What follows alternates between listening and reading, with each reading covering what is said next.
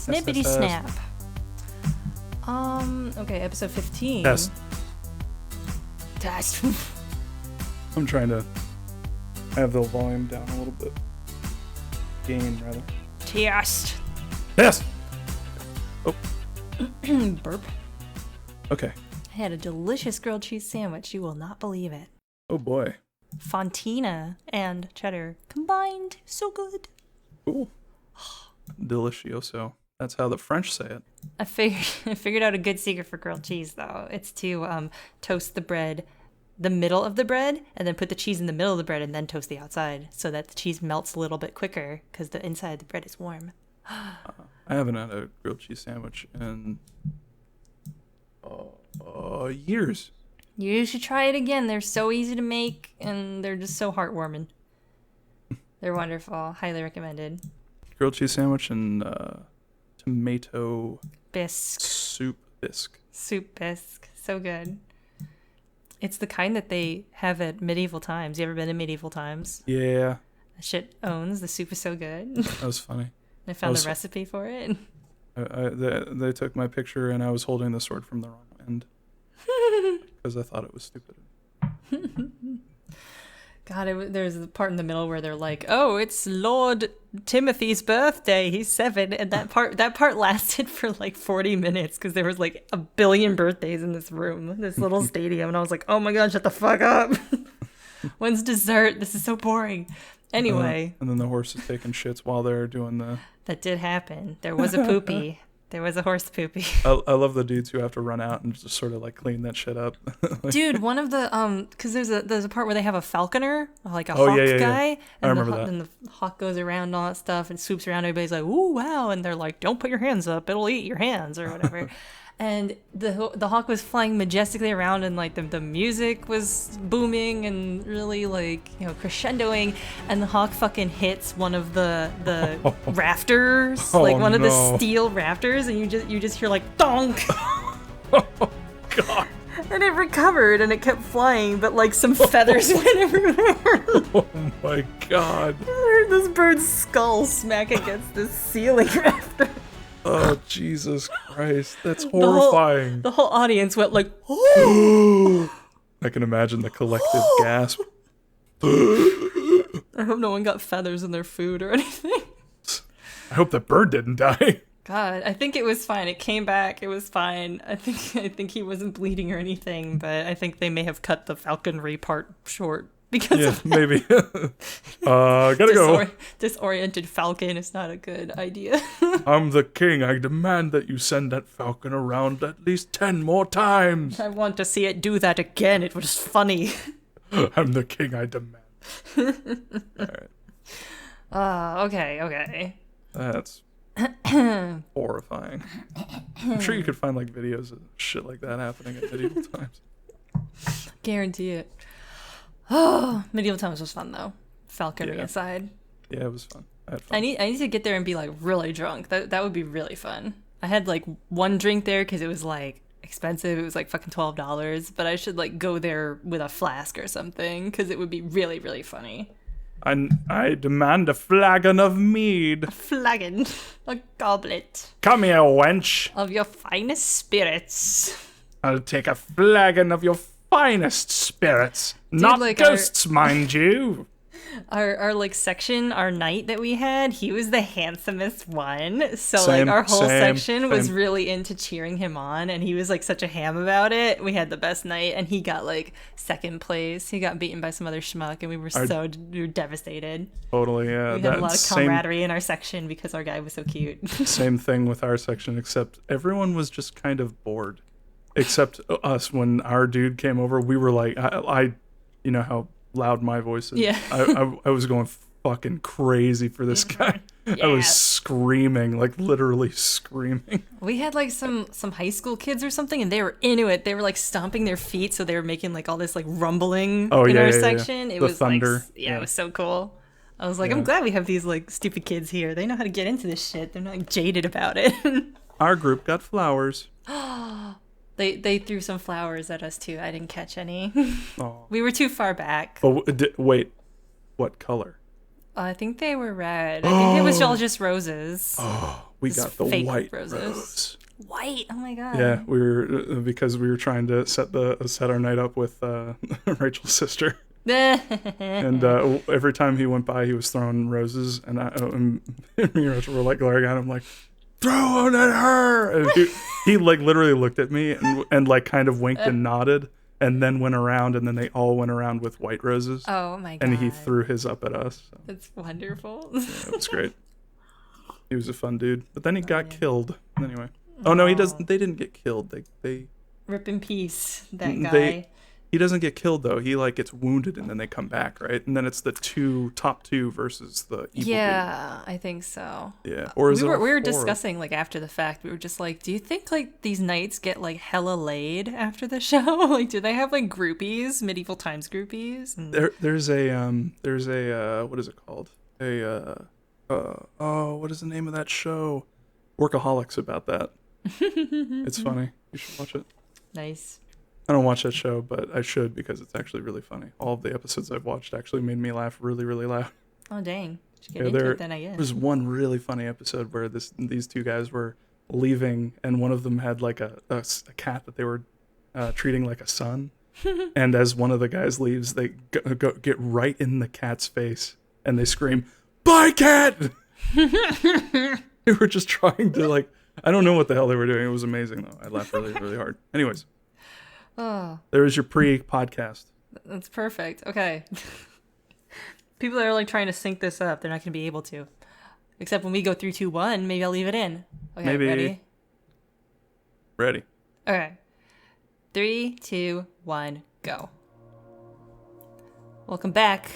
Welcome back. This is kind of a break because there's a lot less like scary stuff than the last episode. There's a lot less traumatic bullshit. Yeah, not much traumatic bullshit. Oh! Oh, I take it back. Oh no. Oh god. No! No! I think that's an emulation error. I've never seen that happen before. Oh. There was no warning for that. So now you know what James's anatomy is like. He can do that, apparently. He's got moves. He's a monster just like everyone else here in this town. I'm trying to make a moves like Jagger joke, but it's not really working. Moves like Jaggies? No. No. Moves like polygons. Anyways. Anyway, we gotta find this point of light and follow it, or else you'll just row in one direction for forever. Hi, I'm Lens Flare, the Lens Flare. Follow me, Mr. Flare. Oh, that guy. Mr. Flare. 5 people will get that joke because that guy does not have enough subscribers. So. He's got a fair amount. This is also stolen for Shattered Memories, which I'll put in the corner there. Boop. Stolen or referenced? Stolen. Okay. I don't know because they didn't make it better. So I don't know. I feel like it's just lifted if you don't like do something a little different to it. I don't really know. I don't know either. What's the difference between homage and stealing? That's a whole nother conversation in itself. Yeah, it really is just amounts to what kind of mood you're in, really. Yeah, true. Everything's a remix of something else, man. Exactly. If the media it leaves a good impression on you, you probably have more of a tendency to say like, oh, it's an homage. Mm-hmm. But if you hate it, it's like, oh, it's ripping it off. You know, how many things in this game are quote unquote lifted or homage to various things? Jacob's Ladder, Francis Bacon. Totally. And then the Silent Hill itself, like, is that? Oh yeah. Silent Hill isn't original. It's a rip-off of Resident Evil or homage. Homage. They needed their own Resident Evil. Yeah. Exactly. Those Konami folk. In the vein of Stephen King. As Stephen King once wrote, "Gimme." No backsies. My favorite hotel. Just look at it. Where is it? Where? I can't see it from here. It's too foggy. Just want one time for James to just go. He's trying to peer on this pier. You peering? Peering on the pier. Looking for Pyramid Head. Oh. Hoo. Hey, oh. ho, ha, he. Hey, swim back. I made some pun some other time, and I don't remember what it was, but it was like a triple pun. It was crazy. Oh yeah, I think I remember that. I'll put it in like the bonus at the end or something. I don't know. You should do our original whole like version of this, the riffs that we had as like the bonus. Hey, watch it again. Yeah, well, I had to watch it twice because we were just like super goofy the first time and like skipped a bunch of important symbolism stuff.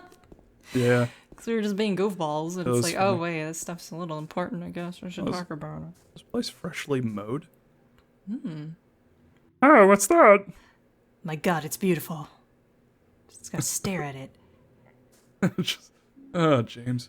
He's interning at the Antiques Roadshow. He's gonna... I don't know who said it, but James has the look of a man who's been permanently hit with a fish.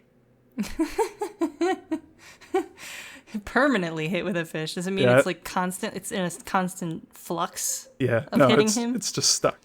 Also, I think I fucked up that quote. as It's as good one the way is it one. is. Yeah, let's just say that. It's perfect. I just finished the Resident Evil remake, and every time I look at items in a menu, I want to inspect them and examine them to Like- open them up. Because that's what you had to do all the frickin' time in that game. So this is the special place, y'all. Oh my God. Mary, I'm home. Mary, where are you? Mary, I found a music box. Do you want this or what? Mary, it's not playing music very well. It's more like just a box. Look at that, and I'm waiting for us. Oh my gosh. Is this a song that someone sings later? Oh, in is another it? game? Probably. No, yeah. What was By it? another woman named Mary, perhaps? Who has two first names? And was very ill cast as Mary and Maria in the HD collection. Well, she was a good Maria. She was a bad Mary. Yeah, she was a great Maria. She was a but really good Maria. Mary is just like Not buying it. not buying it. No thanks. Go back to the Mary store. Get me a new Mary. Anyway, we can't get through here. There's a gate in the way. But there's a really cool sound effect that I'm going to amplify and post, and I haven't done it yet for the commentary, but you can hear it once I leave the staircase. It's pretty baller. I love it.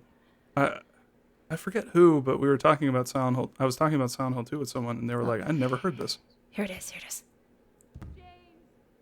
Oh, pretend you heard it a bit better. I actually think you have to wait. You have to like walk down really slowly. No, I think it's just like when you leave. I think it just happens. Yeah, when you turn around. I think that if you leave too quickly, it'll fade out. But I don't know. I haven't. I mean, I was haven't played it jogging in a down while. the stairs, so. I haven't played it in a while, so I don't know. Well, all I know is that I remember walking down the stairs and stopping and then listening, and then it would go off. Interesting. Not sure. Oh. Oh well, info box. Whoop. So yeah, we got one music box for this weird mega music box thing, auto player machine, which is very awkwardly in the lobby, facing the opposite way of how people would probably enter the front of the hotel. Now that I think about it. Never thought of this thing as though someone would actually use it for a legitimate reason. I mean, it's just right in the middle of the room, though. I mean, it has to be some sort of like, hey, tourists, check out this thing. That's interesting. Keep these tunes. I guess that is kind of like an interesting thing to have for your hotel, and that if you were to have it, it would be in like the lobby area.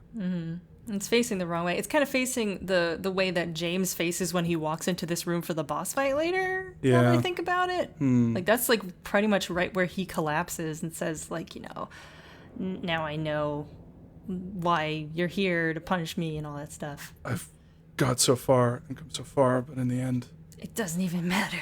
there are two pyramid heads. Oh, there's two of them. So yeah, we found one of these. I bet this one is like a pain in the ass for people to find because it's outside the hotel. The other ones are inside the hotel. Mm-hmm. So if you missed that, you're gonna be wandering around being like, what the fuck? Jams. It's not quite right. It's just, or maybe it's avant-garde music. I don't know. Karaoke. Yeah. We should go to the gift shop and get Mary something to make up for being so late. The gift shop, one word. Not 2, 1. Gift shop. Shop. Maybe it's gifts hop. Gifts do hop. Oh, well, whatever. Why would the gifts be hopping? Maybe they're monsters too, and they only have one leg. Oh. James's externalized fear of getting gifts for Christmas. Isn't there some Silent Hill game where you can ring a bell like that?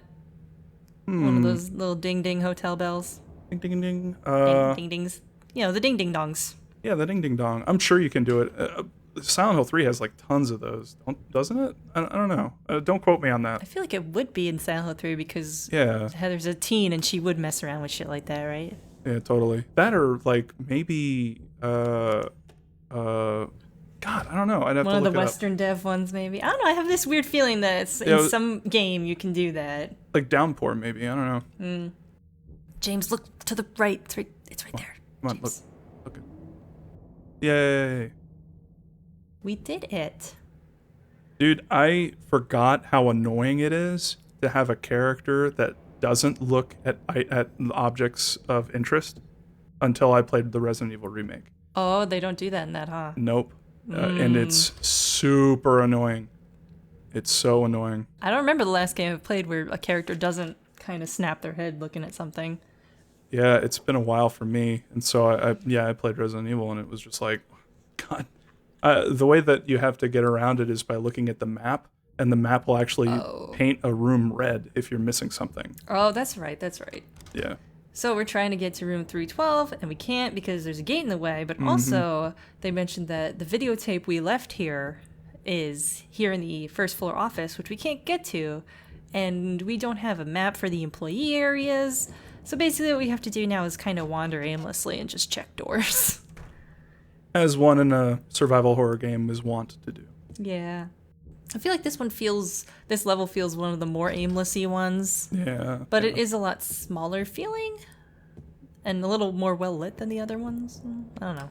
And at least being in the labyrinth, I never really felt lost in the labyrinth, which is weird. Like, I felt the most lost in this game in this area.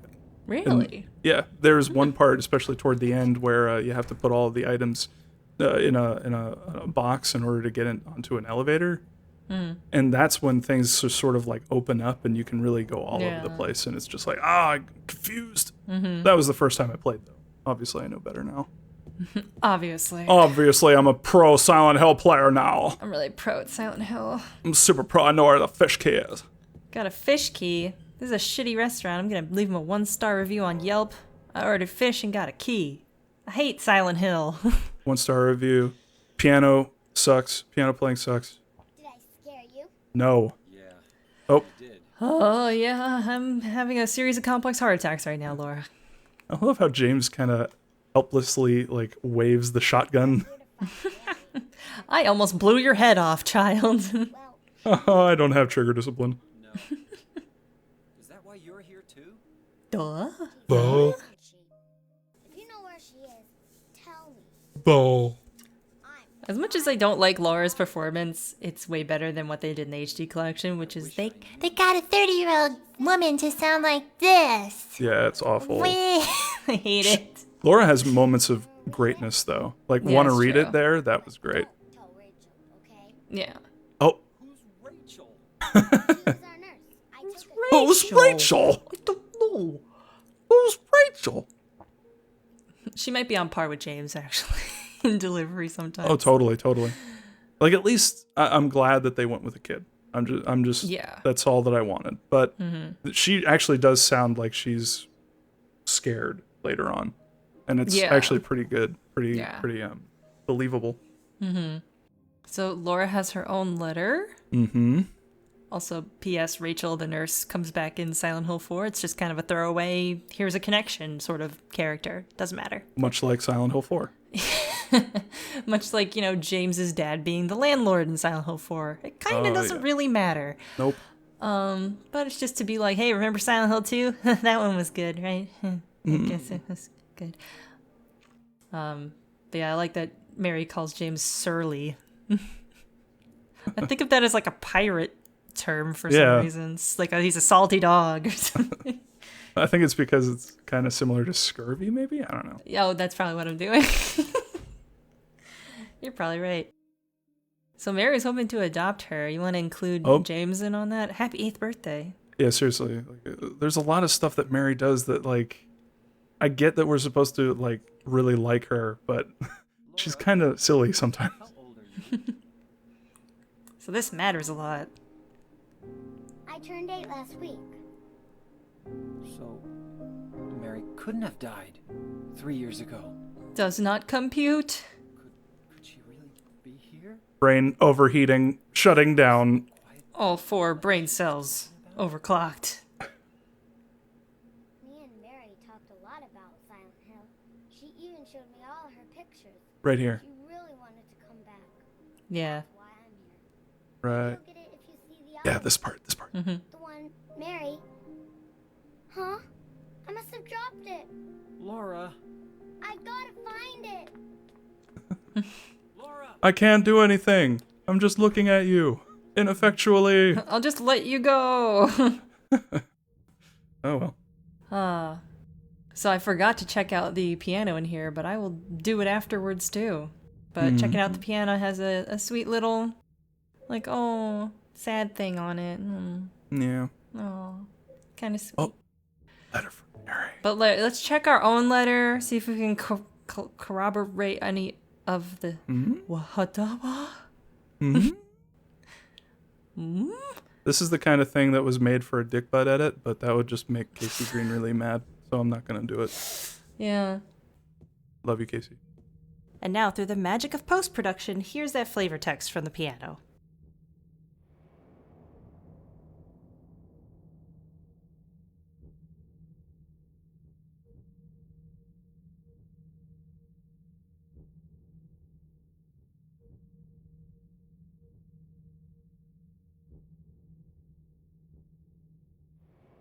I also want to mention here that Mary's letter became blank the instant we killed Eddie. Interesting. Maybe it's disappearing ink, reappearing ink. Mm-hmm. Yeah. Oh yeah, you have to put it under a light. Oh no, James, you set it on fire. Oh, I'm a bumbling idiot. I love how he kicks that and he just kind of stumbles back. Ugh. I like that he seems grossed out by them, but I know I'm just reading that into that performance. Yeah. He treats them the same as all the others. Yeah, again, it's like you like something, so you kind of overanalyze. We just naturally kind of overanalyze the stuff that we enjoy. Speaking of butts and games. Oh, man. Oh, reference. Tracer reference. Oh, Blizzard. Oh, why'd you make Silent Hill 2 cater to those SJW idiots? Current events. Oh, my God. Silent journalism warriors. I don't know. Silent justice warriors. I don't know. Silent James wife. It's true. It's true. It's true. It fits. It's perfect. That's factual. It's true. The acronym fits. If the acronym fits. Anyway, I like this flavor text for the toilet paper a lot. More games need toilet paper flavor text. I don't know, James. I shit my pants hours ago. We're way past this point. Oh, man. Oh, man. Someone ineffectually TP'd this room. Also, the abstract daddies being here are kind of supposed to be a hint that Angela is somewhere in the hotel, which she is. At least I think it's supposed to be a hint. But it's also obviously connected to James, and since James is like, depending on how you feel about James, he's kind of not a great guy, and he might have like resented Mary for getting sick and not being hot anymore. He sees himself in that monster, so it's relevant to him as well to see it outside of being in the direct vicinity of Angela's otherworld influence area. Yeah, totally. That's the idea, at least, that most people, give or take, agree on, speculation-wise. And then there's, of course, the idea that, they introduced a monster, and, you don't just introduce a monster and then just leave it, so they're going to reproduce the monster, have you fight it a little bit, just in terms of, like, being a pure video game. Yeah, true. But it would kind of be a letdown to never see that monster design ever again because he was just so disturbing. yeah, and it's not like he was a boss or anything. So.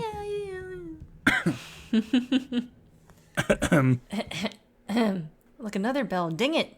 Ding Ding it, son. Ding a ding. Cloak. Cloak. Who puts the cloakroom all the way on the second floor? Wouldn't that be in the lobby? Look. I think the developers never went to a hotel in their lives. Yeah, just play Silent Hill 3 and go through the subway and tell me that Team Silent have been anywhere outside of Konami's HQ. Of Konami HQ. It's weird because Japan has excellent rail systems. I don't know what the hell happened there. I guess they just think that our metro system... They saw Jacob's Ladder and they said, oh, our metros must be really fucked up. They tried to extrapolate what the metro system is based on Jacob's Ladder. So they have a whole bunch of weird shaking head demons. They think we have those in our metro system. Those are just New Yorkers. Oh, yeah. It's just what we're like. Just wobble, wobble, wobble. Mm-hmm. They put Bergen Street in Silent Hill 3 because of Jacob's Ladder. Jacob lives at Bergen Street, which is in Brooklyn. Yep. Lots of little Jacob's Ladder references in that game. Also, a really, really cool Session 9 reference. It looks really good. The phone line might be cut. Also, I don't know what the fish key has anything to do with symbolically at all. No idea. Fish historically are located in water, and in water is one of the endings of Silent Hill 2. And fish, a lot of fish kill themselves, and they're suicidal. They're sad. And then sushi starts out the same way as suicidal. So. Oh my god. Okay, that's fine. That's enough. I can keep going. I can do this all night. That's good. Or day, depending on where you are. Well, anyway, James doesn't want to pick up these books because they seem useless, but he's somebody who MacGyvered some fucking mental patient's hair and like a pin or something and made a grabby mechanism out of it. So whatever, James. Throw a book at a monster, James. Equip that book. Yeah, right? Travis did it. It's gonna for Travis and Origins. Don't take that sassy pose with me, James. So yeah, I like that flavor text where he's like being angsty about medical books never helping him in regards to Mary. I think that's a really nice, easily missed insight to that character there. Much like another scene that is easily missed in this room. Yeah, this exact room a little bit later has an incredible scene that I didn't see until years later because I did not know it was here. Oh man, I remember seeing that scene and talking about it on the forums was always fun because it was like a coin toss whether or not people actually like know what I'm talking about. Aw. Yeah, if you go to the YouTube video for that cutscene, I guarantee you'll have a bunch of people being like, "Oh my god, I missed this! Where is this? What? Where is this happening? Is that the guy from Walking Dead?"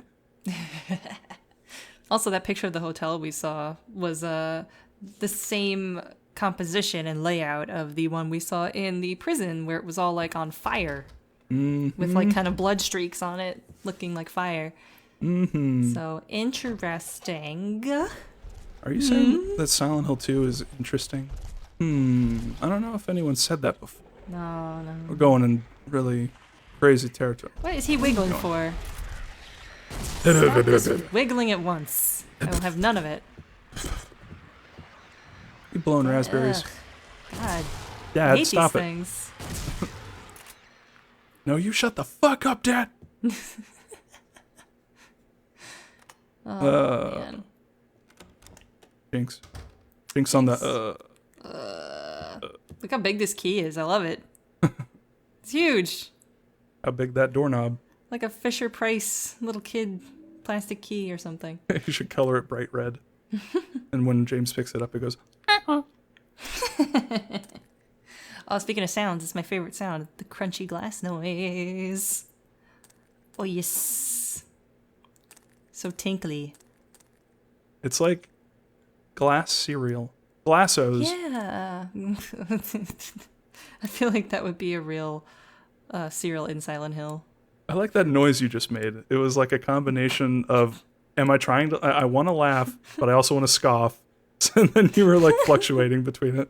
And I also didn't know if I wanted to make fun of whatever it was, Meln, that was on here, or Oh, to yeah, point that out the too. Ripley's Believe It or Not sticker on the lower left there. Little sky deck observation tower. That's just straight up Ripley's ad. They didn't change it at all. There's a two-headed cow on there.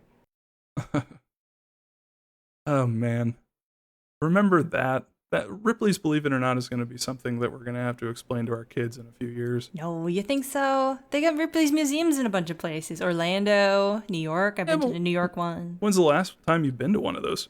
I was in high school. Uh-oh. Oh, someone fucked this thing up. Why'd they do that? Oh, well, dang. We're not getting the password yet, even though you can easily brute force the password because there's only so many words you can make. It changes every time, though. Oh, why? Dad! Not now, Dad! Oh, no. I'm trying to solve puzzles, Dad! I don't know why he respawned. I just don't know. Gah. That fucking deflation that it does is so creepy. Ugh. An abstract daddy would probably make a really good, oh wow, I forgot that word. Pinata. Pool toy? Pinata. Make a really fucked up pinata. It'd be a really fucked up pool toy, too. Oh yeah, that too. Oh yeah, that. Oh, because you'd have to get on it in order to float around. No. That would be But fucked it's up. kind of like one of the long lounge ones, though, you know? Yeah, that's true. Like you go on a lazy river on an abstract daddy. Oh, God, you get kicked out of Disney World. Ooh. Oh, someone did a really good cosplay of what was it? Siam. Yeah. Crazy. Yeah. That shit was awesome. Good It's like cosplay. they saw this thing and they were like, oh, I bet they designed this so that people could cosplay it. Well, guess what, ass? We're doing it. And we're doing it to the nines. It's going to be the craziest shit you ever did saw. And it's the dedication of the people, of everyone involved in that It's going to be costume. so uncomfortable. Seriously. Like, are the people in it like a couple, or are they just I think they were a couple, but I'm not sure. did they go into it as friends and come out of it as a couple, or? Or came out of as enemies. Oh yeah, Just, that's true. like friggin' smell each other and sweat all day. It could work either way. Mm-hmm. But the developer did say that it's supposed to represent the unrequited love between two characters. I thought it made a lot more sense as like Alex's parents having marital problems and his mom being like along for the ride with like the sacrificing thing. Anyway, we're talking about the symbolism of a totally different game, which totally fucking sucks. And are you saying that Double Helix didn't know what they were doing? Come on, have faith. It's not just like they're one helix. It's not like single helix is two doing of this game. It's double helix. Come on. So on this bed, there's like a picture of James, there's Eddie, there's Laura, there's Mary, everybody but Angela, and there's also a patient demon. No, lying figure. That's what they're called. Yeah. They're not called patient demons. Not anymore. Time. It can be wife, mist, dead, Piss. love, Shit. Fuck. Ass. cuck. Oh man. Beta.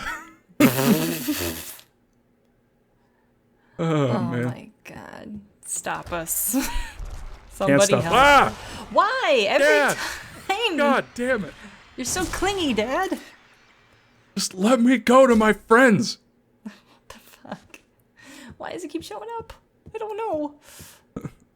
Dad, leave us alone. This is even more fucked up considering the symbolism there, but whatever. Yeah, Anyway. seriously. We're just making it worse. So yeah, this thingy goes in that music box, but we're not gonna do it now. We're just gonna go get the remaining one next episode. Cool. Yeah. Stairs. So you're going down the stairs. That represents... Oh, now you're going up the stairs. That represents you going into heaven. That's what the developers were I originally wish. going for. The two doors represent heaven and hell. Heaven or hell. Ah! Got the moves. Moves like Polygon. He's got the moves like low-res JPEG. So I also wanted to talk more about how important it is that Laura's 8. Because I feel like that's something that people kind of like glaze over and forget and don't like kind of analyze that more about why that's really important. There are tons of threads on like forums, especially back in the day, with people like, wait, so I thought Mary died like a long time ago. Like that whole scene just bypasses them Whoosh. entirely. Right over their heads. I don't get it. Which is fine, you know, it's just, hey, there's a scene that explains that, so listen up. I think like it's because it's not treated like the direction of the scene, it's not treated like a big revelation. There isn't a scary music cue and like a zoom in on James and he's like, oh, but that means she couldn't have died 3 years. Like, you know, Dun, it's not like dun, dun. it's not hammered home at all. Yeah. But yeah, the reason that's important as Mary had to have been alive to write that letter, and she said happy 8th birthday, and Laura just turned 8. Therefore, she must have written the letter recently. Therefore, she must not have died 3 years ago. Therefore, James is misremembering when Mary actually died, and it was actually very, very, very recently. For her to wish her happy birthday must have been like, I don't know, 2 weeks ago maybe. I don't know. We got one of those unreliable narrator situations going on. Why did I turn Southern Belle? That was kind of a weird accent. I don't know, to go but to. it's fine, and I totally accepted it until you pointed it out. That's me. I point out stuff that shouldn't be pointed out. Like, You made it weird. That's what I do. But yeah, like a lot of people, like they miss the fact that James actually says, then Mary couldn't have died. What was it, 2 years ago? 3 years ago. 3 years ago? Yeah. But yeah, like it's always fun to read comments like that on forums and whatnot. But yeah, It's really Mary, important. It's very important. And it's the thing that gets James actually realizing what's happening, whereas like the whole rest of the game has been just kind of hinting and nudging and scaring and prodding and trying to make him remember, and it takes an actual person with real physical evidence to get him to even consider that what he thinks happened did not happen the way it did. Which is weird because he could also, like, I'm throwing a wrench in the works here, but like Silent Hill conjures stuff. That's what it does. Like, why would James believe that this one thing is real? I guess because it's coming from Laura. Yeah. Who is, again, if she's not real, then it kind of throws a lot of the game up in the air. Oh yeah, needlessly. It kind of that's I think the biggest argument for Laura being a real person, because Maria not being real makes a lot of people think like, oh well, who else isn't real? I bet Laura's not real. How is she not attacked by monsters? How is she getting around town? How did she end up at the hotel so fast? You know, stuff like that. Yeah. And, you know, how is she interacting with James in this manner? Maybe she's not real. But for Laura to not be real, that means that the impact, story-wise, of James learning that Mary didn't die 3 years ago, that kind of makes that really important scene completely null and void. Yeah. So I think that kind of means that she must be real, because then there's no weight to that scene, because it's just bullshit, right? Yeah.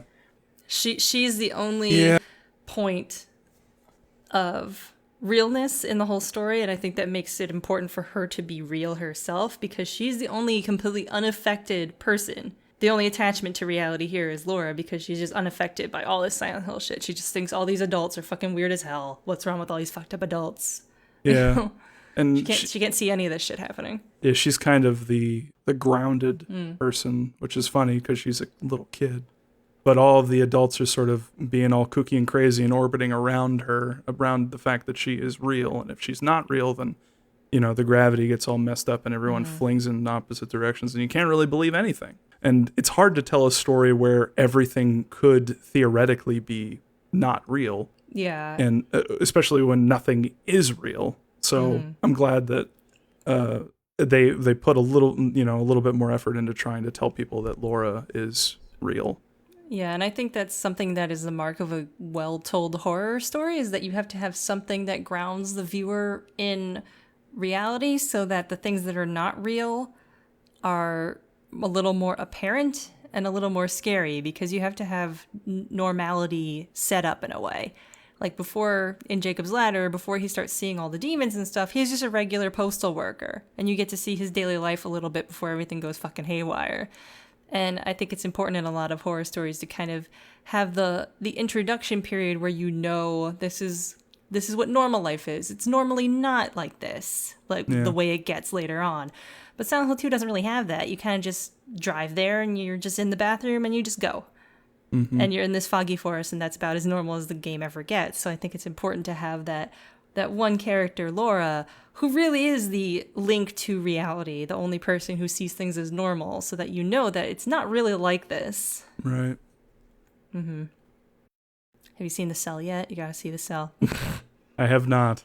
I just bought it recently. It was like $2. No, I've been working on other stuff. I do need to see it though. That and The Witch. I've heard good things about The Witch. Same. Yeah. Tomato Grandpa recommended it highly. I trust his opinions. Oh, his horror judgment. Yes. Some people I do not, but he's one of the people I do. But anyway, I am going to play the hell out of. Did you see that there's a new Dread out? Oh, yes. Yeah, I think it's called Keepers of the Dark. Keepers of the Dark. Something like that, yeah. I'm very excited. I hope it's as good as the other Dreadouts. Oh, Are you yeah, gonna totally. stream it? Maybe. I need to finish a bunch of other stuff first, Mm-hmm. but yeah, we'll figure out what we're gonna do with that. But I would love to, because it's but- actually like it seems too scary for me to actually play. Honestly, like I don't do well with ghosts. dude, the first one had so many like I watch the highlights sometimes just when I'm like bored and stuff, and so many parts of that game were just done so strangely well. Yeah. Like and then the monsters that show up without any fanfare that are legit terrifying. Like well, I don't know if I want to spoil it for anyone, but yeah, Well, there's I'll be putting little pictures here and there, so I don't yeah, know okay. which ones you feel like spoiling or not. But Hallway lady. I think we also like talked about I think we talked about last time we were talking about Year of the Ladybug, which by the way, that guy's doing more art for Year of the Ladybug, and Oh, it's is still he? people with fucked up heads and nothing else. oh god damn it. One of them is a unicycle girl who's upside down on the ceiling, and she has a big pair of scissors, and nothing's fucked up about her except her head. And I was Oh. just like, guy, Unicycle though. unicycle, and it had like this kind unicycle of head. lame description that was like, ding ding, she'll beware her bell, or she'll chop your head off, or something. Oh my god. I was like, oh, are you going for like a kind of a lame horror, like Clock Tower, which by the way, Night Cry is out today or tomorrow. Yep, I'm gonna buy it. I'm gonna play it, and then You should just stream it. I feel like it's gonna be hokey as hell. yeah, I don't know if I'm gonna stream it or if I'm actually gonna do like a more proper content for it. But yeah, I saw like somebody, might have been Niggeroth, played the demo of it or the alpha, whatever the heck of it. And I was just not impressed, but it's like, I've never been a Clock Tower fan, so maybe I just don't get it. But it seems like really dumb and weird and not scary and kind of lame. oh no, I watched the first like couple minutes. I think it was the how do you say his name? Because every time I say his name, I am You're very scared you're gonna say something fucked up. It's Yeah. Niggeroth. hey Niguroth, change your name anyway. It's not great. But I think it's like some sort of like Lovecraft reference or something. I don't know. well, I'm sure it is because that guy was totally not racist. Oh yeah, he was pretty bad, that guy. Anyway, Anyway, you know, everyone knows how terrible I am with pronunciation. But what was I going to say? Oh yeah, no, I watched his gameplay promo, the gameplay he did because he got into the alpha. I think we and it watched the was, same thing. yeah, and it was what's the word? Awful, Bad. fucking awful Stupid. bad, awful bad, stupid. I think like I had already been checked out, but I think the thing that officially completely checked me out of being invested in anything was when the booby lady, like That's her name. I don't know her name. Canon. I don't know. Booby lady just saw like some little girl on the ship. And Yeah. the little girl was like, hee, because she's like a 30-year-old being a little girl, which I absolutely hate. And like the protagonist, Booby Lady, was just like, oh, but it's like, why? It's just a little girl on a boat. Yeah, seriously. Like nothing's wrong with her, really. Like what? Like, What are you scared of? I'll give credit where credit's due. The scene where the guy gets pulled into the soda machine is legit great. Like, that's if the game were nothing but ridiculous shit like I feel that. like it's great in a Deadly Premonition way. Yeah, and not yeah. in an intentional, wow, cool kill sort of fashion. But Deadly Premonition was still great. I mean, don't take away from the game just because it's like kind of goofy and weird. Like, yeah, but I can't tell if it's intentional because I don't know enough about Clock Tower to know if they're doing it genuinely. well, I think we have enough information now that we can say that Nightcry is a fucking mistake. But in terms of like, if it was just a bunch of those types of mistakes, I think I would legitimately be enjoying a game like that. It would enamor me to it. Yeah, totally. If it was a whole bunch of moments like that were like trying to be scary and they end up being like absolutely goofy. I mean, that's why I like Homecoming, and that's, you know, a big difference between you and me. I like Homecoming because it tried so hard, and it was like, oh, you're so bad at this. I kind of love how bad you are at this. Oh. I love that Homecoming made me realize how many times in like games and movies, when someone is like going through trauma, they just grab their head. Like, oh, the pain is up here. Oh, I need an Advil. Ugh. Like, even James did it a few times. Like, he just, then Mary couldn't have died, and he puts his hand up to his head like, this revelation is giving me a migraine. It's the repressed feelings just like hitting his little brain with a hammer and giving him a tiny little repressed memory headache, which Alex Shepard was full of in Homecoming. Oh, 100% chock full of. I was in the horror games thread on SA, and people were talking about how when they played Homecoming, they had like a whole bunch of more interesting ideas of what was going to happen, and then it didn't happen, and it was lame and dumb. Oh yeah. Like people are like, oh, like he thinks he's a soldier, but he's actually like, what if he was like, you know, his brother's age? Because like they both were on like the same bunk beds, and like Alex is like 20 something years old, and he's like sharing bunks with like a 10-year-old. It's like, that's weird, right? Like, why doesn't he have his own room in this giant house that they have?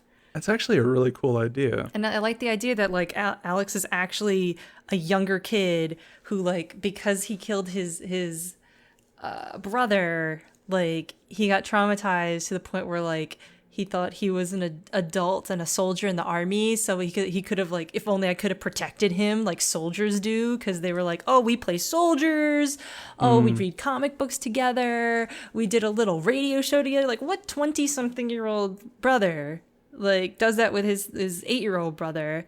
You know, that's kind of like a strange, like, too immature sort of thing for a 20-year-old guy to be doing, sort of. Well, I mean, definitely when you heard him saying that stuff, it was kind of like, dude, you're a little bit too old for this. But at the same time, I don't know, that's kind of cute. I mean, it's cute, but it, like, I'd do that with my little brother. The relationship wasn't established elsewhere. That's true. Like, if it comes out, the playfulness is not anywhere else in his personality. He's a very serious, dumb guy. Yeah, he's totally serious. So it's weird to hear him like that. But then again, I think he's like a little bit younger when he makes those recordings, if memory serves. I don't know. By a little bit. Maybe like a year. Yeah, just a little bit. Yeah. That was before. But wait, why is he even spending time with him? Because he fucking Alex hated Josh because he was jealous. Yeah, isn't that supposed to? Yeah, it doesn't make any sense. The game makes no fucking sense. The characters don't stay the same at all. Why are we talking about Homecoming? I thought I was done. It came up earlier too. I don't know why. I thought I was done with Homecoming. I don't want to talk about it anymore. All right. I'll just have to get some other Silent Hill friend that likes to talk about Homecoming with me. I'll get Whitney on the podcast. Hey, Whitney, how you doing? We're here talking about Homecoming with Whitney. Hey, Whitney, why are you so quiet? I'm trying to get you to be Whitney. Oh, sorry. I don't know how to imitate her. She's just nice. Her. I don't know. Yeah, she's just nice. Just imagine the nicest person. I don't know what she sounds like. She's just nice. She's just the sweetest person ever. Hi, I'm Whitney. Here's $1 million. She's just like, I love all of them. They're great, except for the ones that have mistakes in them. My HD collection. Oh my god. That one's bad. The other ones have parts that are all different in good ways and good in different ways. And I don't know. That's my impression. I mean, come on. The fact that someone found that they replaced that Silent Hill Ranch with Comic Sans, like. That's not difficult to find. That was like day one. Someone saw that and just stopped in their tracks and said, "What the fuck?" That made me laugh so hard. Comic Sans. I didn't realize that was an easy find. It's just right there in the first 15 minutes of the game. No. I didn't realize that someone found that on day one. I thought that came out a little bit later. I think it was day one because I mean, how many people hate Comic Sans? That's so funny. You know, a lot of people hate Comic Sans. Yeah. I want to know which graphic designer or texture artist or somebody either did they put that as a placeholder font and then someone else, there was a miscommunication and it got put in the final, or did some graphic designer say like, fuck this piece of shit game, I hate this, I'm using Comic Sans, I don't give a fuck? It was probably some speaking from experience, it was probably some designer who was actually kind of frustrated with the higher ups and wanted them to actually QC stuff, but then no one actually QC'd it, and then Yeah, I could it see just that. went through. And then And this is it was Konami just we're them talking laughing. about, so Yeah, of course. Then again, it might have just been someone who was like, we need to replace this with something Comic Sans. Comic Sans, there you go. Fuck it. And completely oblivious to the negative connotation that Comic Sans has. But Yeah, some people just don't know about that. Like, depends how old the person is, I think. yeah, true. People that just like are 40 and work in an office might think Comic Sans is the best font still. And hey, you know, I mean, the font does kind of look similar a little bit. Only A little bit. Tiny little bit. It's close to the untrained eye. But according to the untrained eye, you can have some people in Shattered Memories who are looking through that game and leave in lorem ipsum text. Lorem ipsum text. Hello. At least it wasn't in papyrus font. That's true. I think that was somewhere in Shattered Memories. There was papyrus font, but I'm not fucking looking for it. This is my mock-up of what it probably looked like. Bam! Oh man, look at Wow, that. that's funny. Whatever I made there. Ha ha. Everyone laugh. Right now. Okay, thanks. You're welcome. Was there something else I wanted to talk about? I think like the 8-year-old birthday thing was the biggest deal, and I think it was worth expounding upon there. Yeah, I can't think of anything other than just like, I don't know, music boxes in general. I can't think of anything else beyond that. I mean, it's worth analyzing the music boxes because they're all princesses. True. And like James is trying to reunite with his beloved lost wife. So there's kind of like a princess allegory there, trying to save the princess and all that stuff. And Yeah, true. Silent Hill's always had like little fairy tale connections. Like Silent Hill 1 has fairy tale connections, Silent Hill 3 has fairy tale connections, Silent Hill 4 has fairy tale connections, Though I think all that stuff. I think And then Sam Barlow went fucking crazy with it. I think that the fairy tale connection here is just to draw a parallel with the harsh reality that they're trying to expose in this game. Like the fact that, yeah, there's no happily ever after. It's just, people actually do get sick in real life and they do die in real life. And sometimes that makes you a widow or a widower.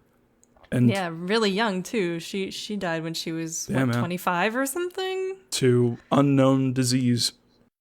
So she died really young. They didn't get to have their fairy tale honeymoon situation in their special place or anything like that. Right. And then of course the fairy tales are all about, oh, everything was great. The end.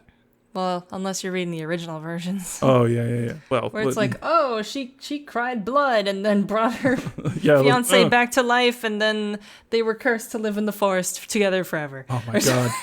That's like that's a death metal song. the original ending of Rapunzel or something is like really brutal, and I don't remember what it is exactly. Oh yeah, the original story for Red Riding Hood is fucking terrifying. Oh, everyone gets eaten. Everyone. Do not read it. Anyway, Body parts everywhere. yeah, dude. But yeah, that's not the fairy tale that Disney banked on. So, anyways, Can you imagine Tangled with all the gore still in it? yes.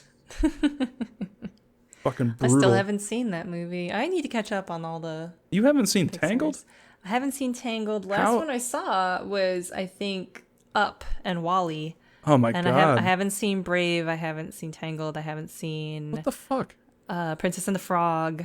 How- I haven't seen Zootopia yet, but I'm going to this weekend, I think. Okay, I haven't seen that either, but I'm gonna start with Zootopia.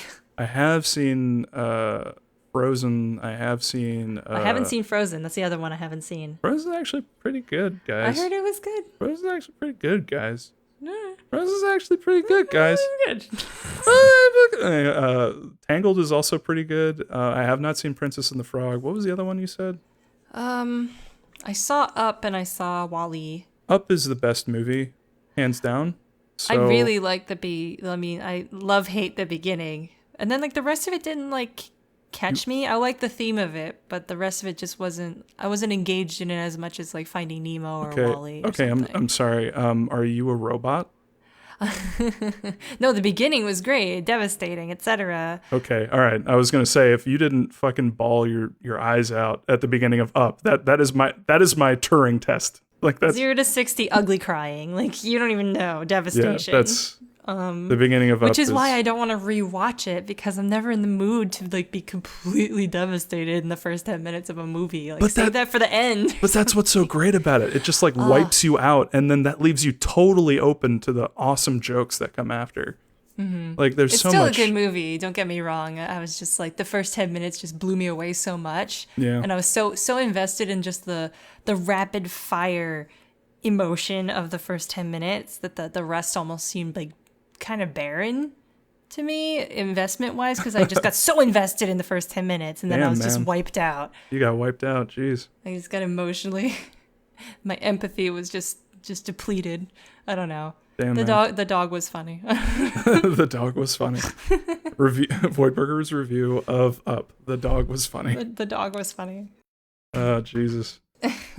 But no, Incredibles. Have you seen that? Please tell me you've seen that. Oh yeah, I've seen Oh, that one. thank It was God. good. I like The Incredibles. It's getting I a feel like sequel. I should rewatch it because I feel like I didn't appreciate it enough when I You watched should it. definitely rewatch it. It holds up so well. Also, Incredibles 2. Oh yeah, it's coming out. Yeah. They're And making also it. Finding Dory. Finding Dory. Yeah, and Dory. Cars 5 or whatever. I don't know. Oh, yeah. I fucking hate Cars. Cars is the worst. That one I saw. And I saw that because it was on some like baby cousin of mine or something, or someone's kid. All the little babies love Cars. All the male babies love Cars Of course. specifically. So if you have a male baby, that kid is all about Cars, which is the world's most boring fucking movie. I can't understand it. I hated it.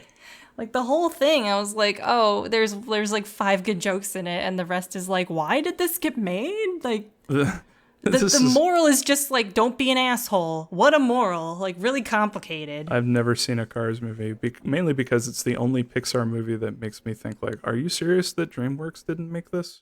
Yeah, that's what it felt like. I just wasn't invested at all. There was a lot of weird jokes, like there's the sexy lady car and she has a tramp stamp. Oof. What? I don't know. It's just I didn't emotionally understand that movie at all. Like I understand Toy Story and like toys being easy to empathize with because they're supposed to be easy to empathize with. They're cuddly, they're likable. Cars are fucking machines. Yeah, We drive it, and the whole universe of Cars makes no sense. Like I've talked about this on my stream with Chip Teasem.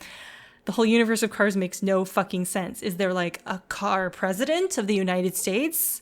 Can someone just answer me the question of what happens if I were in the car universe? Because cars exist because there's a mode of transportation for humans. So There's humans, no people. so There's humans, no people. but they have to exist because there wouldn't be cars without people.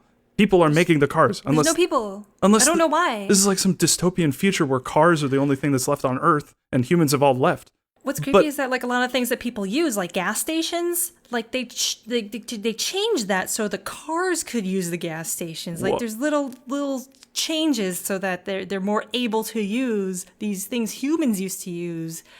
What? Okay, so that makes me think that some sort of like weird atomic bomb went off Yeah. and like fused humans with cars. But here's my question. What happens if me as a human in the Cars universe, if I were to open a car's door, what would happen? Would I there only be presume you get digested and die a slow death. what's It's my only presumption. It's like the same question that I have with Transformers. If I were to be in a Transformers car and it transforms, would I be crushed? Yeah, I think you just get crushed. But Like, I think in the Cars universe, I think that's their insides. Yeah, like in the Cars universe, am I like sitting on a chair, or is it like a gut? Is it is it Like guts? a gallbladder? Or what the fuck is that?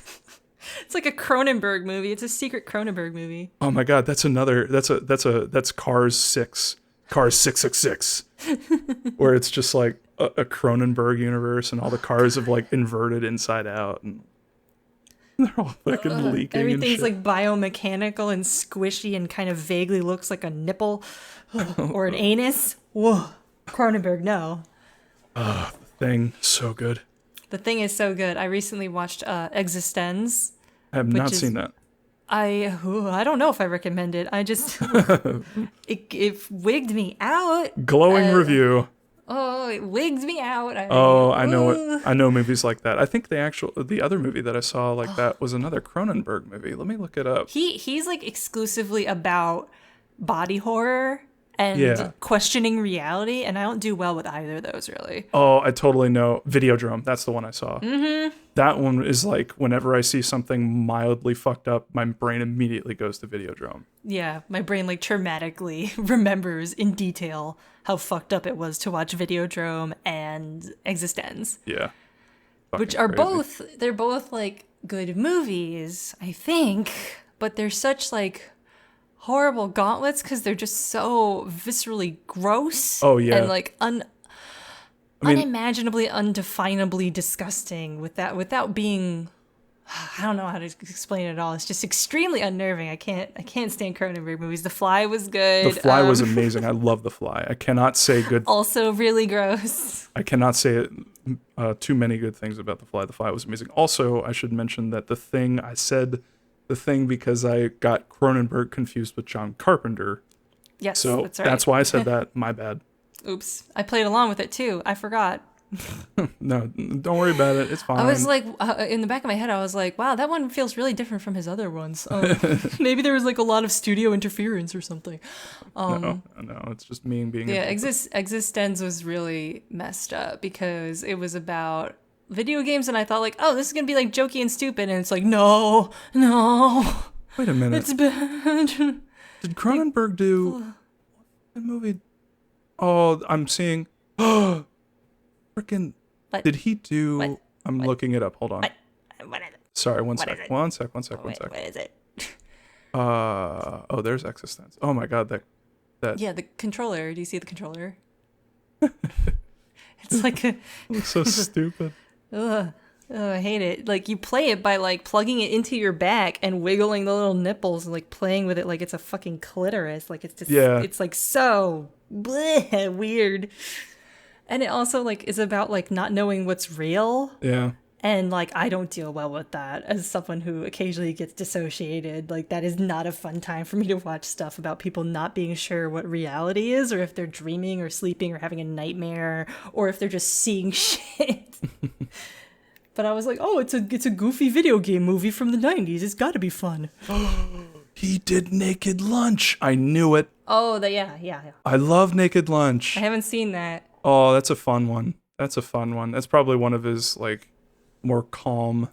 Calm. Yeah, it's. There was another movie that I was trying to remember, but I guess it's not Oh, here. he also did he do Dead Ringers, or was that Lynch? Dead Ringer. Nope, he did Dead Ringers.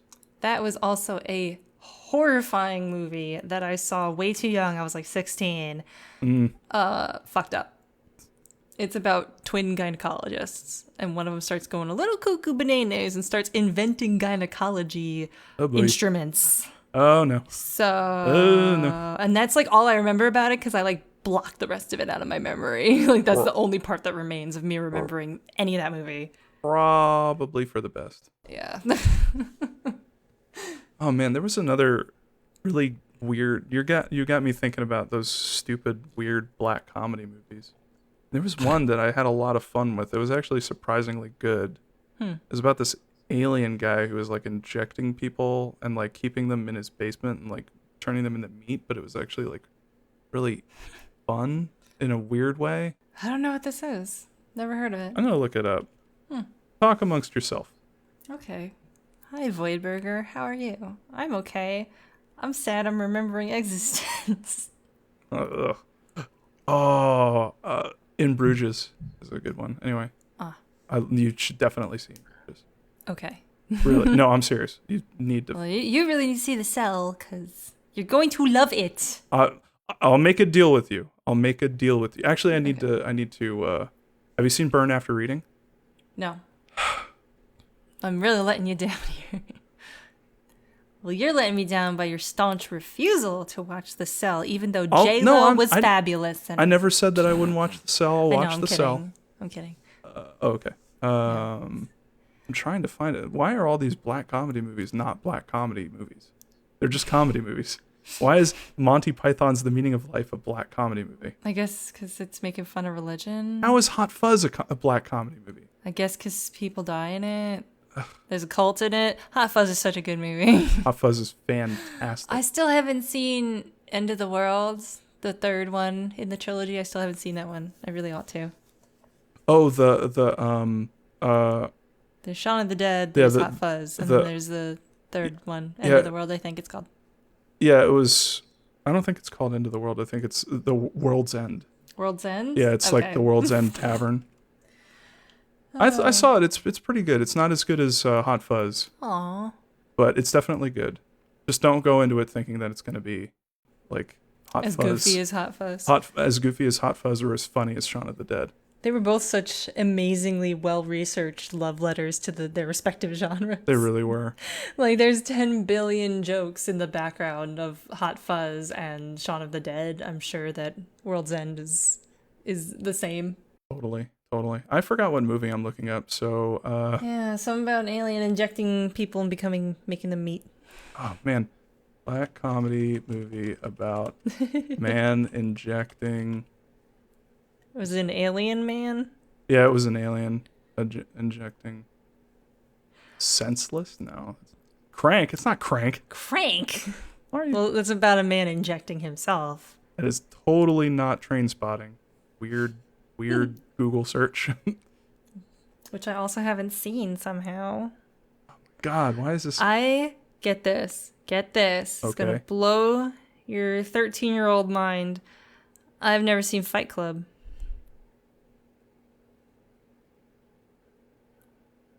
I'm such a tool. We need to. You need to just go on a movie binge. I've been going on a movie binge recently. We've You been need to watching a bunch of random movies. I recently watched Daredevil and Elektra. That's not Back the to right movie back. binge. You're doing it all wrong. I'm on like a really bad movie binge right now. Like I really love like there's something amazing about shitty superhero movies. Because it's like there's so much there's a really good amount of money behind these, and it's like you failed. How did you fail? Why did this get fucked up? And the Daredevil movie was actually like surprisingly enjoyable and stupid. And fucking Colin Farrell was in it, and he was loving every second of being in that movie, which makes it all the more tragic that the movie is a piece of shit. I found it's it. where Ben Affleck and Jennifer Garner met up, and then they got married, and then they got divorced. Yeah, that was sad. But what can you do? Oh well. Life. I found it, and I remember why I remembered it because Nathan Fillion played one of the main characters. It's called Slither.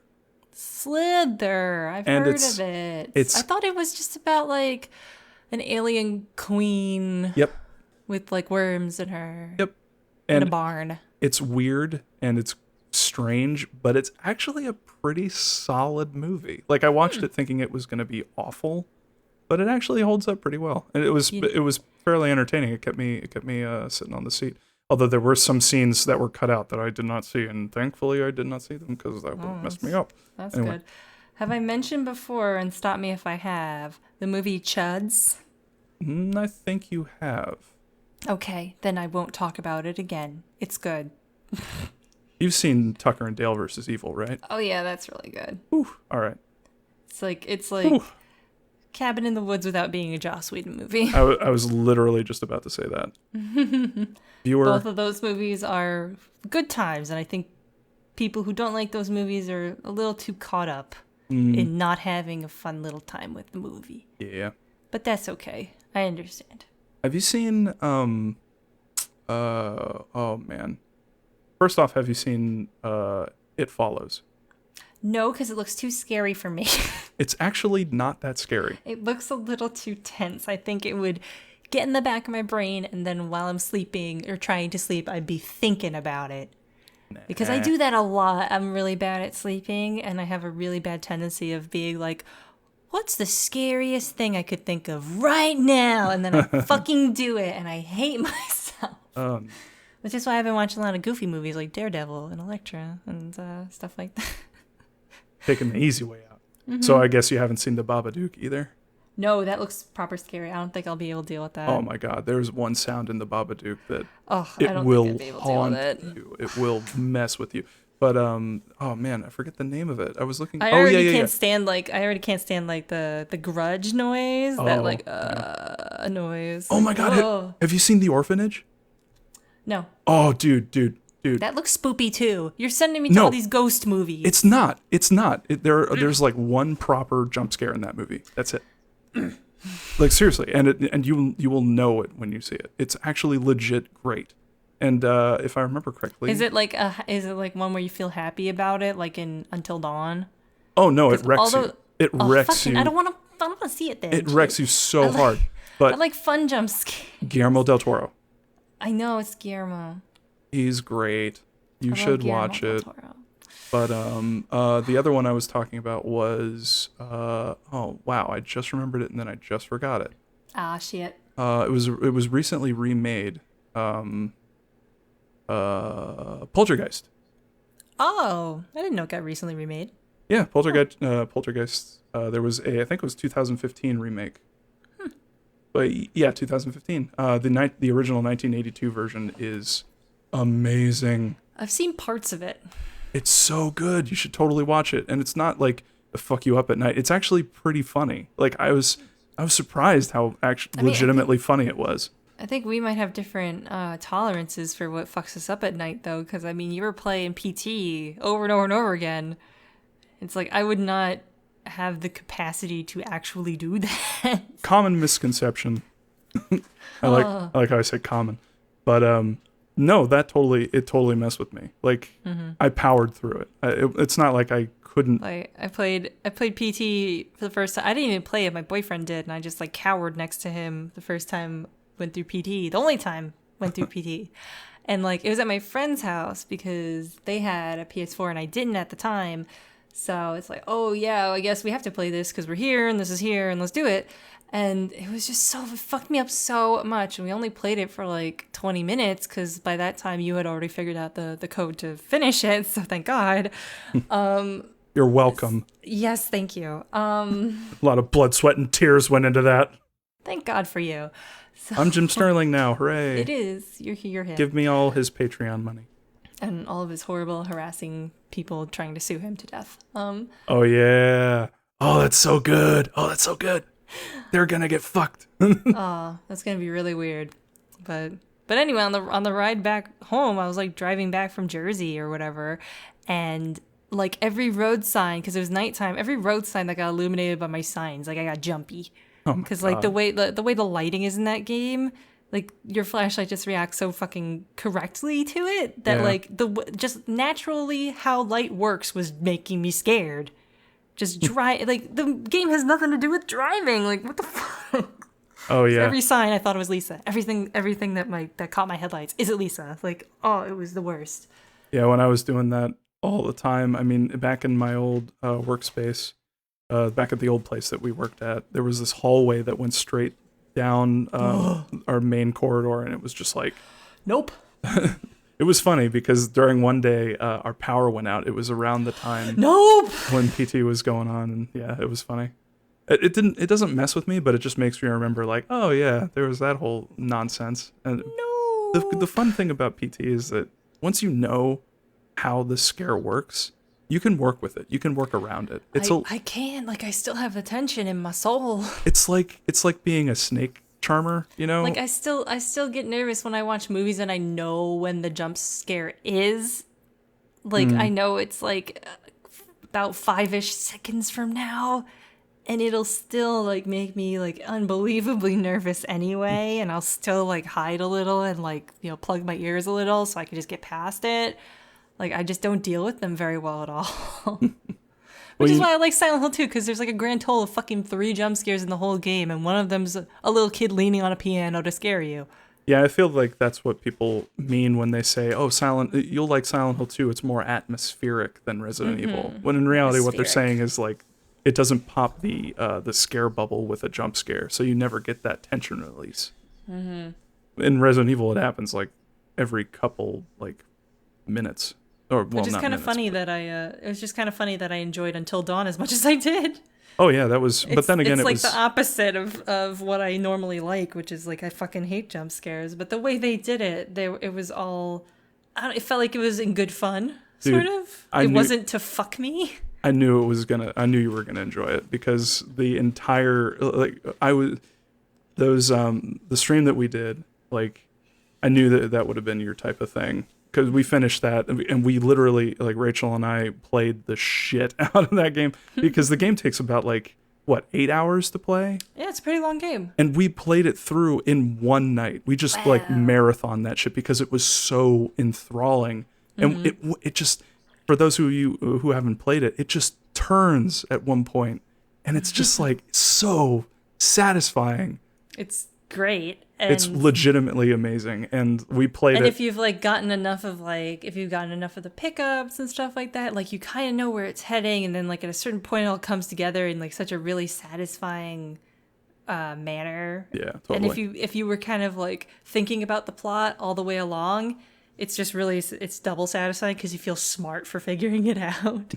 It feels like a mystery, you know? Yeah. And it's not really like billed as like a murder mystery or anything, but it had that really satisfying, like, I solved the case sort of feeling. Yeah, did you call it when what's his name did the what's his thing?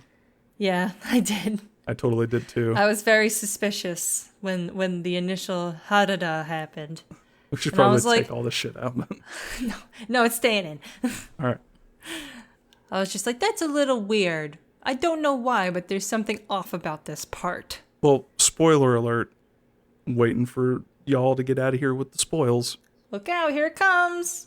3, 2, 1, go. And when I think his name is Josh. Josh, yeah. When Josh did the magic trick, like when he got sawed in half. Yeah, that's what I was talking about. Yeah, there was a magician back in the day who actually used that same exact trick. Really? I didn't know that. Yeah, and when that happened, I was like, oh, and I immediately said it to Rachel, and she was like, "What are you fucking talking about?" And I'm like, "That's not that. I'm just saying that's might be what's happening." And sure enough, I fucking 100% called that shit.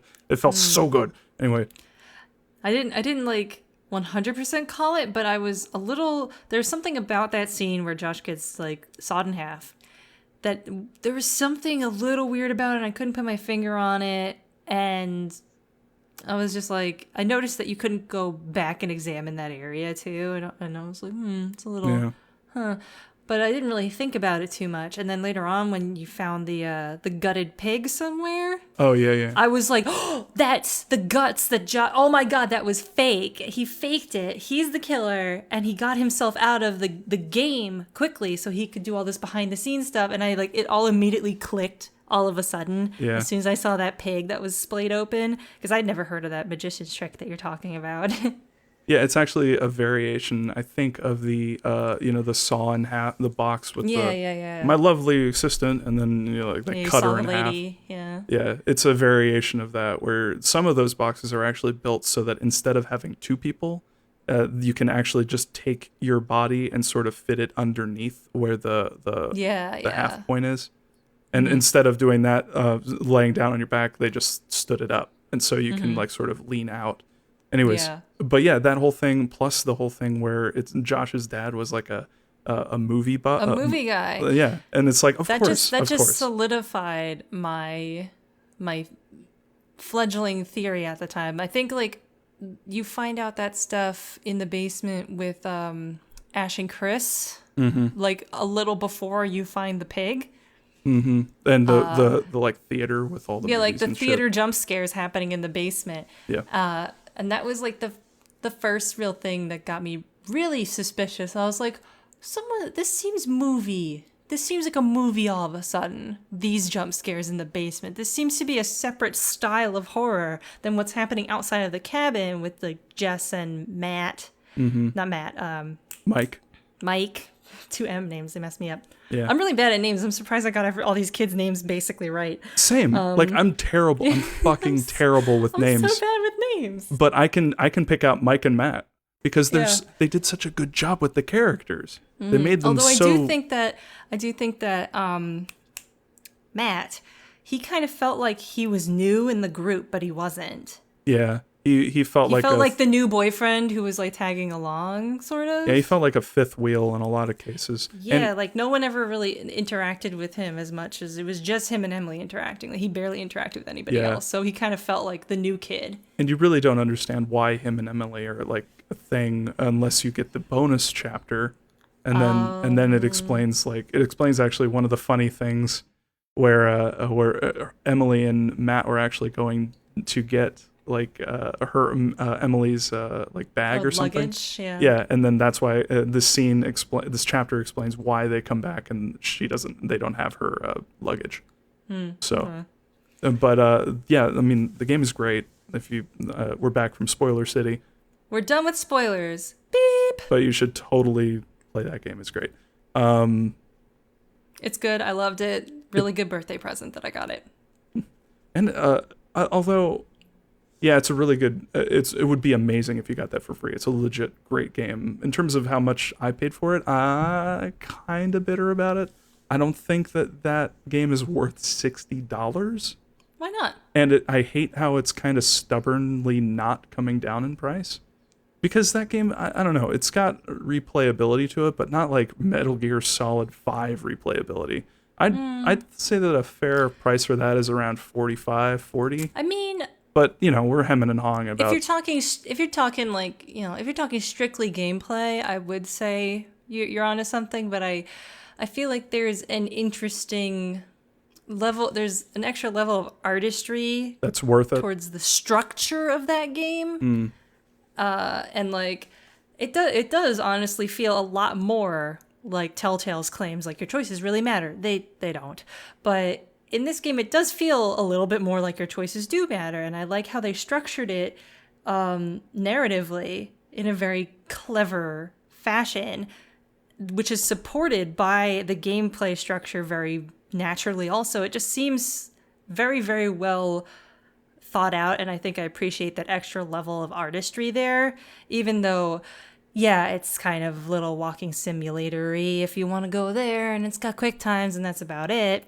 Yeah, You collect some stuff, it's a little exploration-y sort of feeling, but I think it just really nailed what it was trying to do. yeah. I mean, I obviously paid for it, and I didn't return it, so I'm happy with what I got. But and I'm happy to support the developers for what they did. But if I were to actually if someone were to come up on the street and ask me, because people regularly come up on the street and ask me things, if they were to ask me like, hey, how much would you pay for that game? I'd be like, 45, 40. I understand that. Like it's just like a off the hip sort of like shooting from the hip kind of judgment about the value of a game, which is really just a mire of a conversation. But yeah, well, I'm glad you have a better reason than just hours spent. I feel like a lot of people are like, I won't pay $60 for less than 60 hours of gameplay, and I think like that's like the most shallow, huge disservice you can do to games as an art form, to judge it in such an arbitrary way. I know somebody. This is true. I know somebody who knows somebody. Their friend believes this to be true. If a movie costs less than $1 million per minute of film that you watch it for, it's not a good movie. what? Isn't that the dumbest shit you've ever heard? And that's what it sounds like when people say that about games, like $1 1 hour. Yeah, that's ridiculous. And that's what it feels like. Why would you say that about movies, which are an incredible art form? You can get so much done in a movie. You can get so invested in a movie. You can get just as invested in a game. So why are you treating it like it's this mechanical, non-flexible $1 1 hour situation? Because it sounds just as stupid as 1 minute, $1 million. Not a good movie otherwise. Yeah, and I only see this conversation getting more heated as time goes on, because really what we're talking about is the divide between what we see as a game as a narrative experience or a purely like entertainment experience. Because if you're talking about But I think it's even like more mechanical than entertainment, because like I said, most normal people would not say $1 million per 1 minute of film. That's kind of a bizarre thing to say. Yeah, I'm not really talking about that per se. I'm talking more about the, if I see a lot of people saying stuff like, oh, a movie, is 2 hours, and I pay, a Blu-ray costs like what, 15, $20.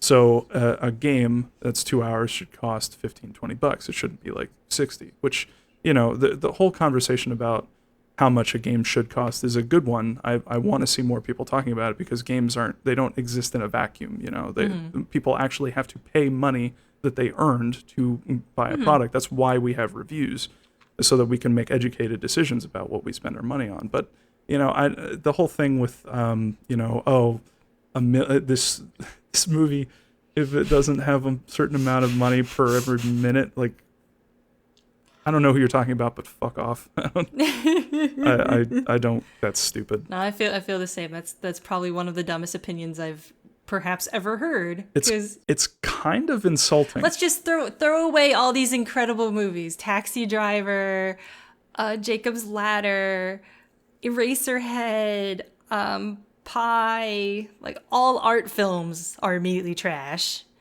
Yeah, and that's where not art, but like that's where innovation happens. That's where we learn new things. That's where we broach new topics. These big budget movies are, standing on the shoulders of movies. Movies in and of themselves were a project, a fun side project, an art form. Just hell, the first movie ever was a frickin' experiment. To see, and if just because it's not entertaining doesn't mean that it doesn't have value. It doesn't contribute something to the conversation. Attaching the money conversation onto that is it's a whole big mess of worms. I don't know. I'm talking to myself in circles. It gets so mechanical when it's like you devolve it to just a financial thing. Yeah. Like, I'm looking at a list right now of low budget movies that were giant hits. The first Saw movie cost $1 million to make. Oh, dude, don't say anything else. Are like the top like 5 of those horror films? Like, I guarantee you, Paranormal Activity's on there. Open Water, which had a $130,000 budget and made a revenue of $54.7 million. It's a psychological horror film. Oh yeah, I remember that. Oh, that was the one with the sharks, man. Yeah, the sharks. I need to see that. 2 people in the water and they're getting eaten by sharks. Spoilers, goddamn. I've never seen it, so I haven't either. Paranormal Activity, budget was $15,000 and it made $193.3 million. Called it. Yeah. Pink Flamingos. Pink Flamingos? Which was a budget of $12,000 and made $7 million. And it's like one of the weirdest art movies in the world. Oh, okay, all right. Blair Witch Project. Of course. That changed the face of horror movies. Yeah, seriously. Like, that was extremely influential, whether you like it or not. The fucking Clerks. genre of found footage. Oh my god, Clerks. Just think about these movies and think about the innovations that they brought to the table. And not only that, but they actually, because of their success, they told the Hollywood that, like, hey, this works. Like, do this because here's one of the biggest ones. Night of the Living Dead. Oh my god. Budget was $114,000 and it made $42 million. And it's a classic. It changed horror movies. Yeah. Forever.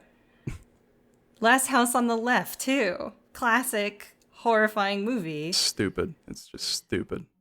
Super Size Me was made on $65,000 and made $30 million. Like what a ridiculous Rocky. $1 million budget. Jesus. And it's fucking Rocky. Like, how can you, what a absurdly, like, okay, it's very few opinions you can say your opinion is wrong. That person's opinion is fucking dead wrong. Like, you can prove it. That a movie's not worth watching if it's not $1 million per minute of film. Hey, unnamed guy, you are scientifically wrong. You are categorically 100% wrong. We have used science. You're objectively, scientifically incorrect. To prove that your statement is false. Anyways, so I'm going to watch The Cell, and you are going to watch, I don't know, pick one of the ones that we talked about that you haven't seen. Okay. Because they're all classic, okay? Okay. All right. I will pick one when I edit the audio for this. Okay. and the images and all stuff. Right, cool. With all the movie posters of all the things we've talked about. All right, I'm giving a thumbs up, and you can't see it. Okay, all good. Right. I'll put an image of that too. Okay, great, perfect. All right, cool. I think that's plenty of podcasts. Yeah, this is a very long podcast. Excuse us. I did not think that it would go on that long. Oh my god, it's 11:30. Oops. Wow. Sorry. Well, apparently, people have told me that a lot of people like the Accidental Podcast so much because they just want a podcast from us because we don't do a podcast together. From us? I saw people saying they wanted a podcast from us. you.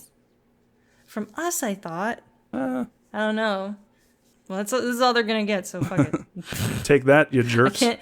I can't have another project, so we just do this lazy version instead. Lazy podcast. Maybe one day I'll do it. I don't know what it would be about. I just like you and me shooting the shit. Yeah, for you, I'd imagine it'd just be like, I don't know. It's so generic, though. Your streams are kind of like podcasts. Look, whatever. I got a jet, man. Yeah, I don't know. Okay, we're done. We're done. Oh, okay, Goodbye. we're done.